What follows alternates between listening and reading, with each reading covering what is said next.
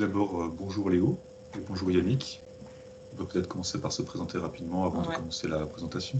on va commencer tranquillement. Moi, c'est Aylaï Cournet. Je travaille en tant qu'ingénieur en géomatique marine à Géomode. Je développe l'application Calypso depuis 2 ans maintenant. Euh, je te laisse. Du coup, Yann Corlet, ingénieur en recherche-développement en géomatique marine à Géomode. Ça fait maintenant 2 ans que j'y travaille. Et j'assiste en fait à LAX sur certaines tâches, notamment au niveau commercial et au niveau des tests du logiciel. Mais mon expertise, c'est plus particulièrement les nouveaux standards d'hydrographie, de cartographie. Donc, Et donc aujourd'hui, on a le plaisir de co-présenter en fait ce webinaire avec Yves Guérin.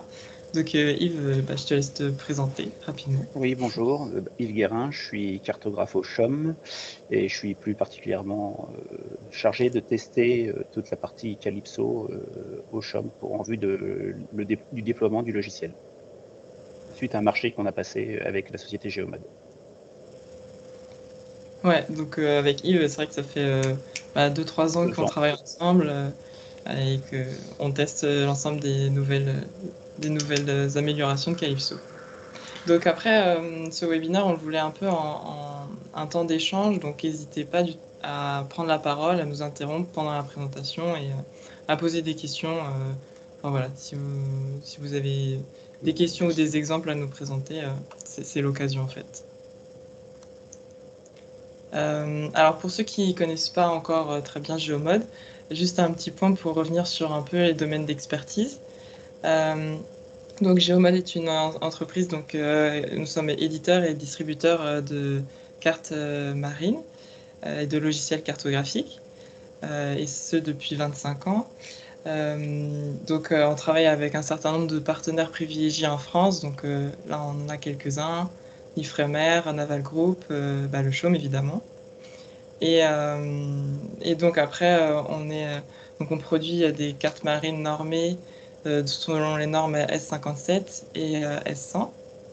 On participe au groupe de travail aussi, Yann participe au groupe de travail de l'UHI. Et on développe donc des logiciels pour l'exploitation des données bathymétriques ou des données de navigation. Et donc pour cela, on a différents logiciels, Portside, Portal, qui est vraiment dédié à la gestion des déplacements portuaires, Ulysse aussi. Et aujourd'hui, on va faire un focus sur Calypso, qui est un outil dédié aux cartographes. Mais si vous voulez plus d'informations sur les domaines d'expertise de Géomode, il y a vraiment plein de vidéos et de documentation sur notre site internet, donc n'hésitez pas à y faire un tour. Donc après, là, je vais vraiment me concentrer sur la présentation dédiée à Calypso. Pour revenir en quelques mots sur à quoi sert Calypso, c'est un outil qui permet d'automatiser et de générer de façon autonome une carte bathymétrique.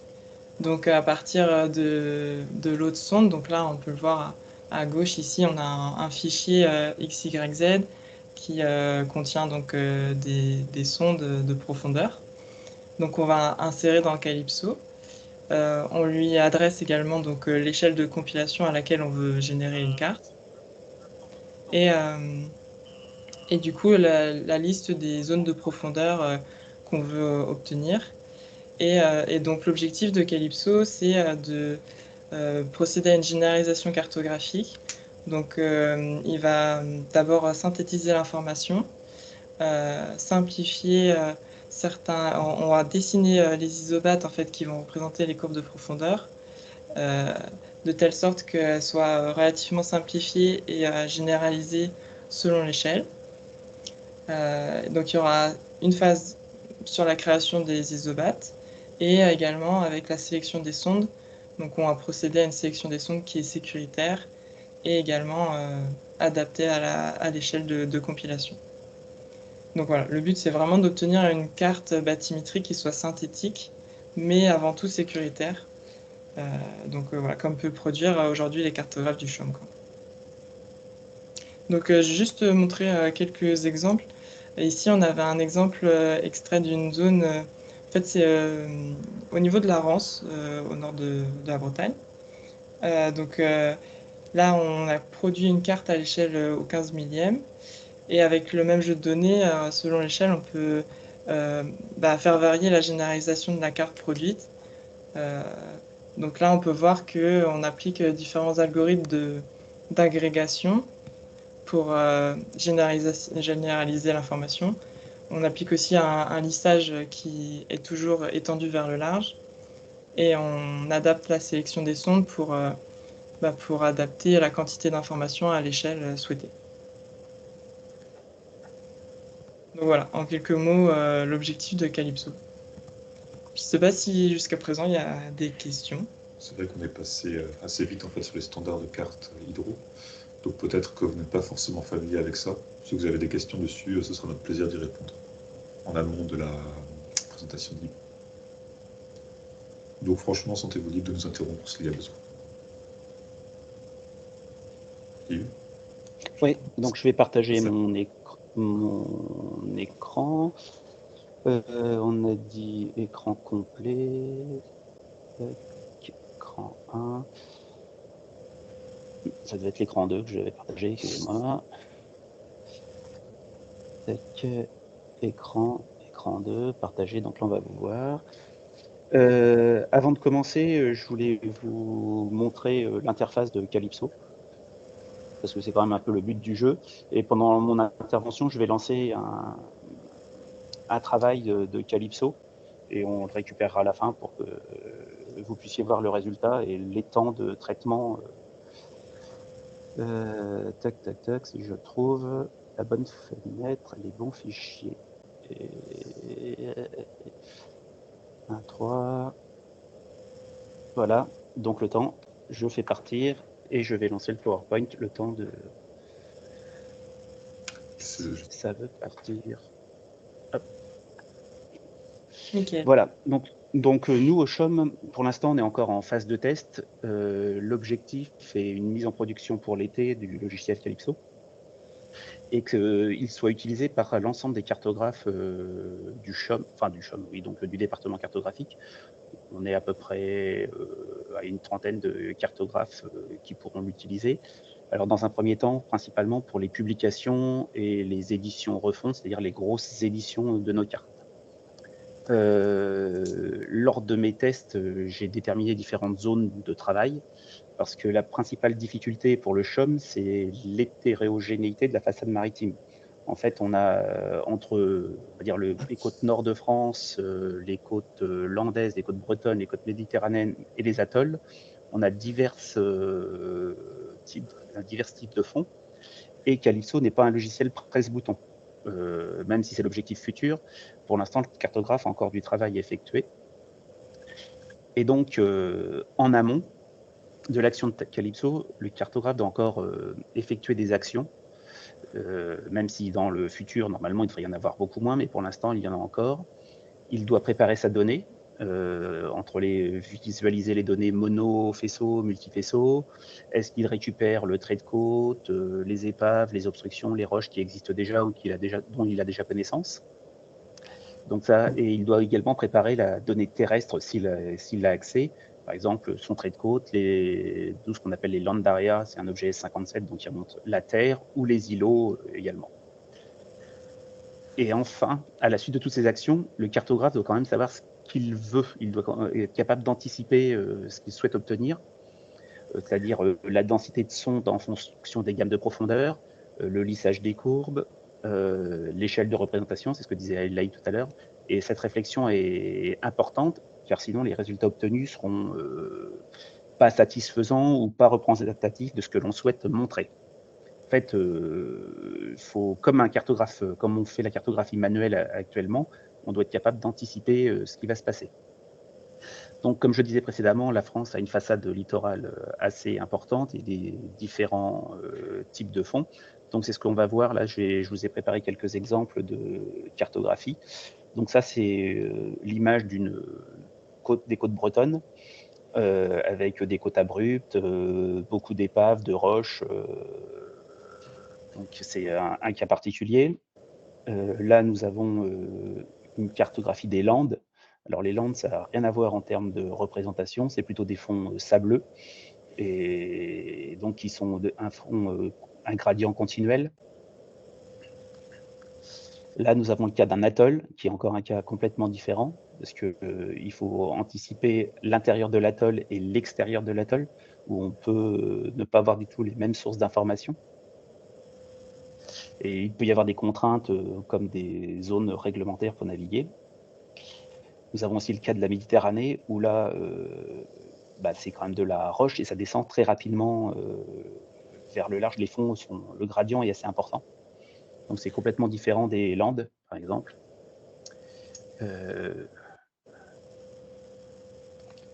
Et donc là, je vous ai mis quelques captures d'écran. Donc à gauche, tout en haut, c'est la Bretagne, où on voit qu'il y a à la fois du multifaisceau et du monofaisceau. Pareil pour la carte de droite, où là, c'est sur les Landes, on voit qu'il y a un gros travail d'acquisition de données sur le gouffre de Cap-Breton. On distingue de bien ça, et on voit aussi beaucoup de zones en monofaisceau. Donc tout ça, ça va impacter les résultats d'un Calypso. Et le troisième cas, alors c'est sur un atoll, on voit l'intérieur de l'atoll où il y a du monofaisceau, et on voit l'extérieur de l'atoll où il y a des modèles maillés ou du multifaisceau. Et donc, tous ces paramètres, on est obligé d'en tenir compte pour calibrer Calypso. Donc là, c'est l'exemple de la 71-22, c'est une carte en mer d'Iroise. C'est une carte au 25 millième, avec, donc on voit bien, il y a pour cette carte-là, on a des données LIDAR, donc c'est du laser aéroporté, des monofaisceaux, des multifaisceaux, du plomb de sonde, donc c'est des choses très anciennes. Et avec tout ça, on doit réussir à faire une cartographie. Pour information, Calypso a mis une vingtaine de minutes pour me générer le résultat que vous voyez sur la droite de l'écran. Si on devait comparer avec le travail d'un cartographe, mais je suis bien placé pour en parler parce que c'est moi qui ai fait l'édition précédente de cette carte, c'est plusieurs semaines de travail, rien qu'en génération. Et je ne vous parle pas des temps de contrôle après. C'est-à-dire que le cartographe fait sa carte et après, il y a des gens qui contrôlent et il y a des retours, il y a plusieurs fois des retours pour des choix, pour affiner les choix. Donc, on peut dire que ça se compte en mois. Donc là, une fois qu'on a réalisé le choix de sonde et la bathymétrie avec Calypso, on a aussi un soft qui est intégré à Calypso qui permet de contrôler notre travail. C'est-à-dire que est-ce que ça a été généralisé dans le bon sens? Est-ce qu'il y a des sondes qui ne sont pas dans les bonnes depth area? Jusqu'à maintenant, Cartonaut, Calypso n'a jamais été pris en défaut. Donc ça, c'est plutôt le côté positif. Et on est encore en train d'améliorer le choix de sonde pour le rendre plus conforme à un choix de sonde humain. C'est ça la principale difficulté.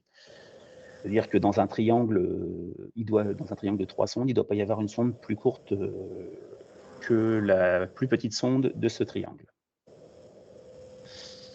Donc là, je ne sais pas si vous voyez bien, j'ai fait un zoom. Voilà, on voit. Donc ça, c'est en face de la Pointe Saint-Mathieu et Bénillette. Le choix de sonde a été réalisé. Je vous montrerai tout à l'heure sur un écran. J'ai mis un zoom de cette carte-là. On pourra voir, discuter éventuellement, si ça vous intéresse.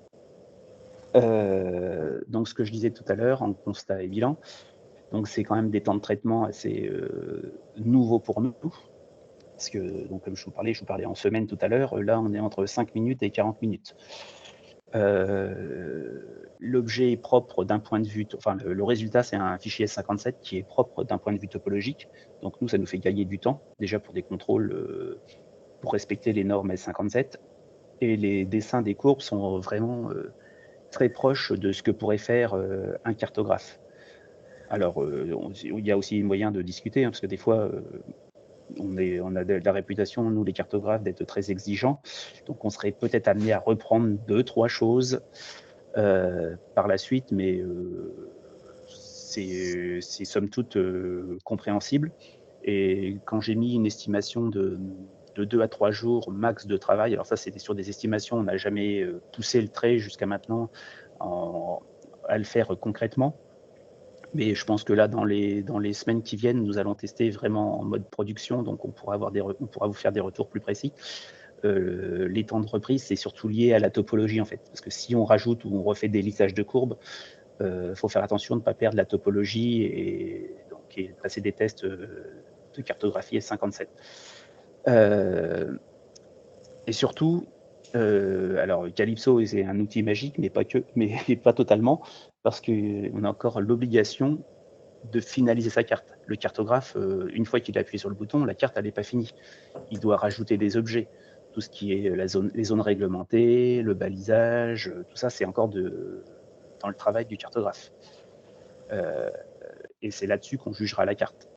Donc le principal résultat, c'est quand même des gains de temps considérables. Hein.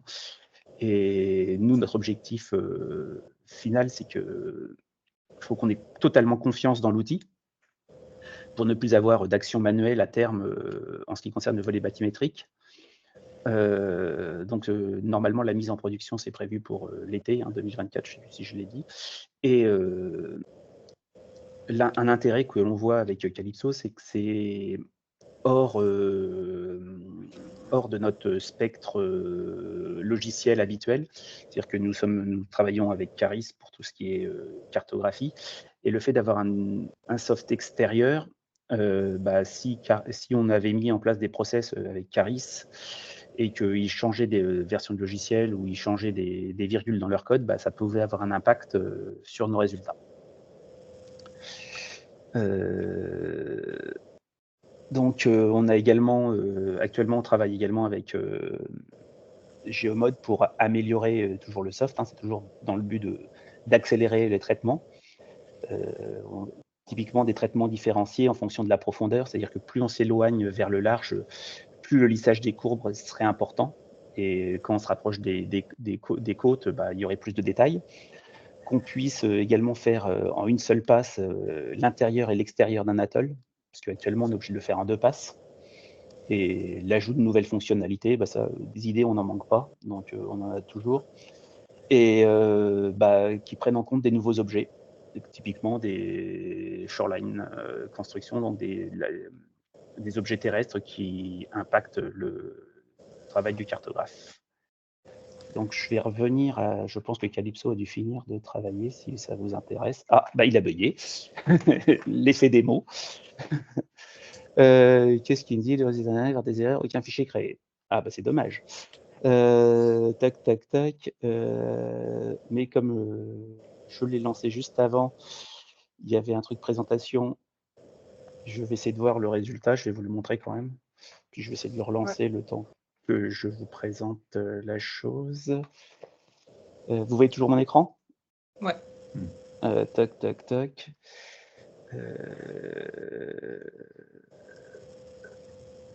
Donc je vais mettre ça ici. Ok. Et je vais essayer de le relancer, on va voir si ça se passe bien. Tac. On va le mettre dans un présentation 2. Hein, pour pas écraser. P2. Voilà. J'ai bientôt rempli, je me suis pas trompé. Mais c'est vrai, comme l'a dit Yves, le but de Calypso, c'est vraiment d'essayer d'accélérer les tâches qui coûtent beaucoup de temps. Mais pour autant, toute la partie,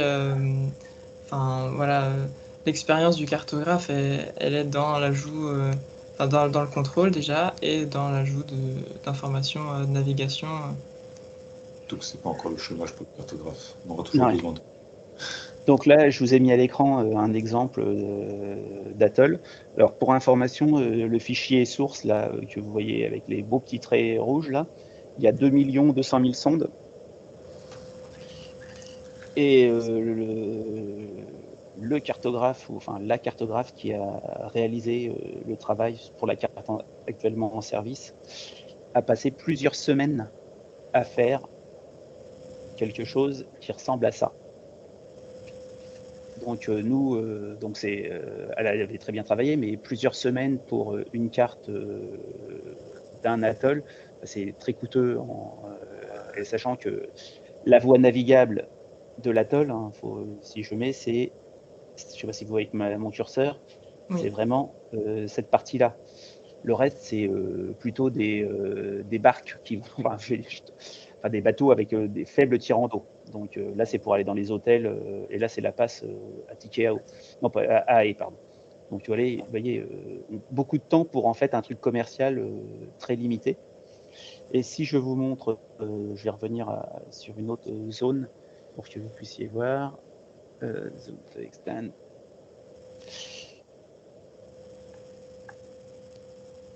Donc là, là on est Iroise, hein, c'est la Bretagne. Donc sur ce fichier-là, on a 66 millions de sondes. Donc on est sur la vingtaine de minutes de traitement. Et si je vous montre, si j'enlève ça, qui n'est pas très joli, les résultats, en termes de lissage, c'est tout à fait acceptable. Alors bien évidemment, il y a toujours des cas où nous sommes plus royalistes que le roi, mais voilà, c'est acceptable dans bon nombre de cas. Et je vais vous montrer le cas d'une autre région où là, c'est plus 66 millions, c'est 119 millions de sondes à traiter. Donc c'est la côte landaise. Hop. Voilà. Là, on est à la trentaine de minutes de traitement. Pour Et le résultat, pour 119 millions de sondes. Voilà. Et les résultats sont comme pour la Bretagne, sont quand même acceptables. Un cartographe aurait peut-être fait mieux dans certains points, mais en termes de temps, et comme on le sait maintenant, le temps c'est de l'argent et qu'on doit produire de plus en plus. Donc il faut aussi qu'on accepte entre guillemets certains biais, hein, mais qui ne sont pas, ça n'engage pas la sécurité de navigation. Les cartes seront peut-être un peu moins lissées, un peu moins jolies que pourrait le faire un cartographe, mais dans l'ensemble, le cartographe ne ferait pas beaucoup mieux dans bon nombre de cas. Alors là, Et on il est essaie toujours en train de toujours de se travailler rapprocher du rendu des cartographes, quoi. de la cartographie marine, quoi. Là, si vous avez 5 minutes, je peux vous mettre la carte là, tac. Alors, elle est apparue où on va mettre de la transparence. Si on zoome ici, donc en bleu, c'est le travail du cartographe. Et en gris, c'est le travail de Calypso, quoi. Donc on est quand même pas mal. Même on est plutôt bien. Et après, alors la différence qu'on peut voir avec le cartographe, c'est que le cartographe, quand il réalisait la carte, il ne travaillait pas avec le même jeu de données. Il ne pouvait pas prendre une surface non dédensifiée. Il fallait qu'il dédensifie. Donc nous, la règle, c'est toujours d'aller dans le sens de la sécurité. Donc on avait tendance à exagérer, à passer un peu loin de traits, de contouring. Là, on est nickel, quoi. Et voilà, il a fini de travailler. C'est pour vous montrer que ça peut marcher aussi. Donc voilà. Voilà. Donc l'interface, ce que je disais, c'est pas un presse-bouton. Hein. C'est dans un premier temps, il y a quand même quelques paramètres. Alors ici, sur cette fenêtre-là, c'est les paramétrages les plus faciles, on va dire, à mettre. Et c'est à partir de distance de triangulation. C'est cette partie-là qui est un peu plus compliquée à appréhender parce que faut faire plusieurs tests. Et ici, c'est la partie où on définit le pas entre les sondes. Donc ça, c'est intéressant, c'est pour reproduire le travail du cartographe. Voilà pour ma participation. Si vous avez des questions, n'hésitez pas.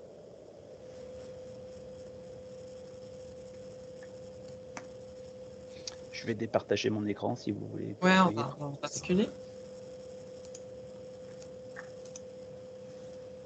N'hésitez pas en tout cas à intervenir. C'est vrai que la présentation de Yves, ça permet de voir concrètement en fait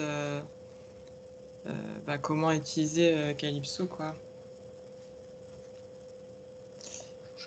Ouais. Alors de toute façon, je pense que ça a été assez probant la démonstration d'Yves.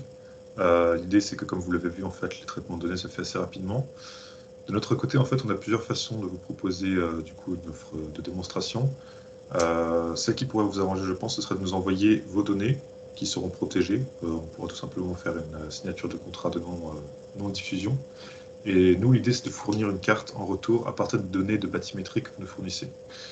Donc après, comme vous l'avez vu, il y a quand même des paramètres en entrée à spécifier, des paramètres qui sont additionnels au simple jeu de données d'entrée. Ces paramètres, vous pouvez également nous les fournir. Nous, de notre côté, on peut essayer de voir quels sont les plus adaptés à la production d'une carte. Et en fait, en retour, on vous délivre le jeu de données qui correspond. Donc la carte que vous pourrez inspecter et voir si elle correspond bel et bien à vos besoins. Donc ça, c'est la première offre. Mais bien sûr, effectivement, il est tout à fait possible de planifier un rendez-vous et d'effectuer en fait la production de la carte en direct. Un peu comme Yves vient de le faire en lançant le logiciel avec un jeu pro. Donc c'est à vous de voir. Dans les deux cas, notre objectif, c'est de faire un jeu de données qui correspond à vos besoins à partir de vos propres données que nous garderons de façon confidentielle, évidemment. Alors, on vous a montré la version brute, si je peux dire, de bureau. Mais Calypso existe aussi en portail web. Donc là, ce que vous voyez sur l'écran, c'est l'interface utilisateur de Calypso Web. Le fonctionnement, grosso modo, reste le même. Vous allez juste avoir en fait une UHM, une interface machine qui va être différente. Mais vous fournissez en fait vos cartes, vos jeux de données, pardon, et vous recevez une carte en retour. Vous aurez aussi, suivant les profils, l'opportunité de jouer avec les paramètres pour que ça colle plus à vos besoins. Mais grosso modo, en fait, vous pourrez avoir une documentation sur Calypso Web. Le fonctionnement reste le même que l'application bureau, dans les grandes zones. Et juste un post sur la paramétrisation, c'est vrai qu'on voyait pas mal de paramètres sur l'application de Yves. Donc ça, Yves, il a l'application complète parce que il joue avec les paramètres. Maintenant, c'est un pro. C'est vrai que nous, on fournira des formations pour tous les nouveaux utilisateurs. Donc, dans un premier temps, on peut vous aider à trouver les bons paramètres. Et puis après, oui, il y aura des formations proposées pour que ce soit plus... Mais globalement, les paramètres sont relativement concis. Enfin, il n'y en a pas trop. On essaie de limiter le nombre. Ça veut quand même assez visible. Donc à l'heure actuelle, vous avez le détail des deux offres que nous vous fournirons en plus dans la présentation qu'on peut vous envoyer. Donc ça vous donne justement les conditions d'accès à l'interface et en fait quelles seront les limitations que vous aurez au niveau du nombre de points que vous pourrez traiter et du nombre de jeux de données que vous pourrez produire. Comme on vous l'a dit, en fait, les paramètres, on a envie qu'ils restent basiques de manière à ce que les gens n'aient pas trop à investiguer, mais il est tout à fait normal pour certains cartographes d'avoir envie de personnaliser plus en détail leur paramétrisation. Dans ce cas, nous recommandons d'utiliser l'interface desktop, donc c'est une archive que vous aurez disponible sur votre poste. Et là, effectivement, vous aurez l'opportunité de jouer bien plus avec les paramètres. Yves parlait par exemple de distance entre sondes et des paramètres de généralisation. Donc en fait, un cartographe expérimenté aura plaisir, si je peux dire ça comme ça, à pouvoir jouer avec ces paramètres-là. Ça permet en fait une plus grande souplesse au niveau de la configuration de la machine. C'est la version qui est actuellement utilisée par le CHOM, qui peut également témoigner. Et grosso modo, en fait, c'est une version qui vous permettra vraiment d'avoir plus la main mise sur la paramétrisation de vos jeux de données. Après, la partie la plateforme web vous permet déjà d'avoir un peu un aperçu du résultat de Calypso en termes de simplification, de lissage. Et voilà. Ça permet juste d'aller un peu plus loin. Mais on sait que les gens préfèrent effectivement en fonction des profils, voilà. Ça dépend de... Voilà. Avoir leur propre tambouille de leur côté, si on peut dire ça comme ça. Alors, à l'heure actuelle, c'est vrai que la présentation que nous devons fournir est vraiment dédiée aux cartographes. Il y a notamment des termes que nous utilisons dans notre quotidien. On sait que ça peut être difficile à appréhender quand on vous parle de l'OHI, quand on vous parle de la S57, de tous les objets en fait, qu'on utilise au quotidien. Nous sommes conscients que ça reste quand même un jargon qui ne reste pas forcément à la portée de tout le monde. Donc quand je vous vois, Léo et Yannick, je ne sais pas quelle est en fait votre implication dans le domaine de la cartographie. Mais en fait, nous, de notre côté... Je me permets de réagir. Donc, bonjour à tous, je suis Lucille Lallier, je travaille avec l'équipe de Géomode. Monsieur Gachet, on a plusieurs fois échangé par mail au sujet de Portal. Donc, vous travaillez, sauf erreur de ma part, port de Nantes. Et peut-être que vous, justement, donc, vous étiez plus sur la partie hydrographie ou cartographie. Est-ce que vous pouvez rapidement nous réexpliquer? Oui, vous m'entendez? On vous entend de loin. Sur un ordinateur en itinérant, c'est pas simple. Ah, on vous entend. Mais si, on vous entend, on vous entend. D'accord. Nous, on est un pôle hydrographique. On on fait la surveillance du chenal, des postes taquets du grand port maritime de Nantes. Donc on fait à des occurrences, grandes occurrences, des sondages et on met à jour à chaque fois la- Les- Cette carte. pas la cartographie, on va dire, les données hydrographiques, on va dire, du Ok. chenal, des postes taquets. Mm. Donc La on a besoin MLP. de recartographier des zones qui peuvent être plutôt extrêmement restreintes ou des portions du chenal régulièrement. D'accord. Et c'est peut-être pour ça qu'à la base, vous étiez plus branché Portôle Tout que à fait. Calypso. Est-ce que justement, C'est parce qu'on a eu connaissance, on a été Mm. approché, je ne sais plus de quelle façon, et on avait fait des tests sur Portol, en fait. Là, Ouais, je suis aujourd'hui, on va dire que je fais de ouais, vous avez la veille raison. logicielle. Voilà. Ah oui? D'accord. Et ça vous a intéressé? Enfin, je veux dire, vous pensez que aujourd'hui, le port de Nantes pourrait avoir besoin de ce type d'outil, type Calypso? Je pense que ce serait susceptible d'intéresser la capitainerie, notamment. Euh, Après, bon, on en a déjà parlé, on a échangé. Oui, Je suis pas moi pas moi qui vais exprimer ce besoin, donc je peux juste apporter oui, les euh, informations. voilà, et puis être un peu force de proposition, mais après il faut que le besoin soit déclaré. On va dire. D'accord. Non, mais tant, mais c'est super que vous soyez là. Et, et vous, je crois, Léo, vous êtes de La Rochelle, non? Monsieur Chaumillon? Je n'ai pas de micro. Ah, bon, C'est pas Ça va c'est grave. être pas fâché. grave. C'est pas grave. Mais je crois que Oui. voilà. Mais effectivement, La Rochelle, c'est bien ce qui me semblait. Du coup, ben, si vous avez des questions à nous poser ou si vous pensez que ce soit, je crois que vous êtes aussi au service hydrographique, mais je vais vous laisser écrire puisque vous êtes en train d'écrire. Donc, si vous avez des questions spécifiques, n'hésitez pas, pareil, à nous les poser.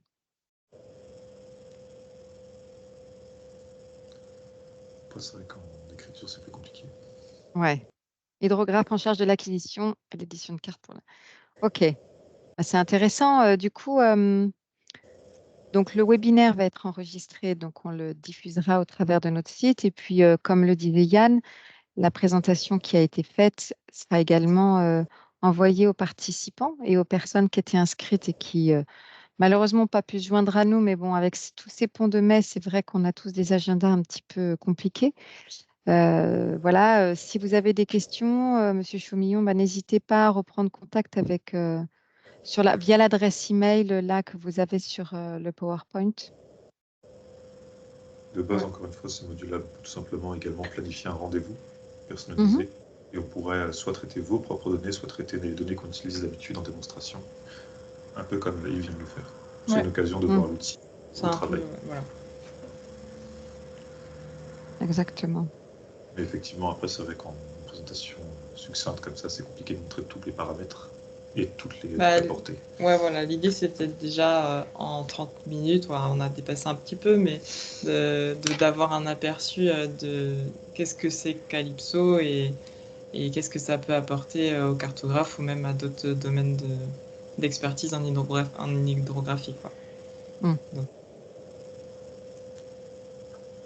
Mais on fera, on proposera des rendez-vous individualisés à tout le monde. Je pense que ça peut être une très bonne idée. Après, je pense que c'est bien effectivement que M. Cheminot et M. Gachot soient dans le jus, si j'ose dire, soient dans le milieu. Parce qu'effectivement, après, il y a certains termes, encore une fois, on sait que ça peut paraître complexe, mais en fin de compte, une fois qu'on connaît la cartographie, ça reste quand même un domaine dont on ne comprend pas.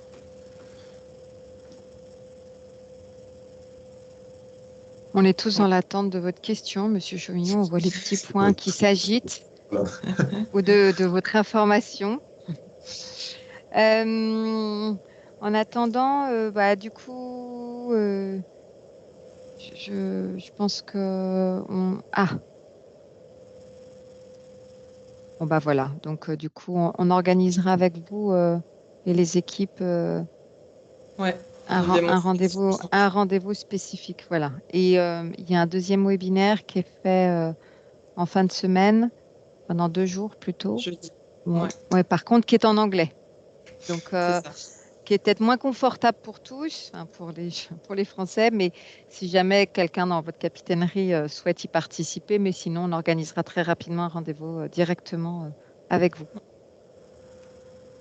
Bah, merci à tous. Tiens, ouais, Oui. remercier M. Yves Guérin quand même du CHUM qui est venu témoigner.